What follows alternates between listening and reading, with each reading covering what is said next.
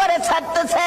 জিবরাইল বলেন, ইয়া রাসূলুল্লাহ, এত সুন্দর প্রস্তাব নিয়ে আসলাম, কোনো কথা কন না, খালি কাঁদেন কেন জানতে চাই।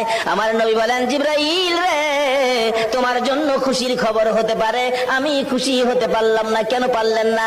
রে জিবরাইল, আমার দাফন আল্লাহর আরশের ডান পাশে হবে। আমি জানতে চাই আমার গুনাহগার উম্মতের দাফন কই হবে রে? জিবরাইল বলেন, আপনার উম্মতের দাফন এই জমিনের মধ্যে হবে। আমার নবীর কান্না আরো বেড়ে গেছে। জিবরাইল,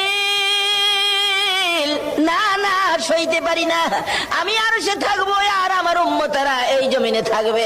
আমার মন মানে না, প্রস্তাব আমি রাখবো না। আমার পক্ষ থেকে একটা প্রস্তাব আমার প্রভুর দরবারে তুলে ধরো। জিবরাইল রে, আমার গুনাহগার এতিম উম্মতেরা যেই জমিনে থাকবে, আমি নবী আরশে যাব না রে, আমি আমার গুনাহগার উম্মতের পাশে সেই জমিনের মধ্যে শুয়ে থাকবো।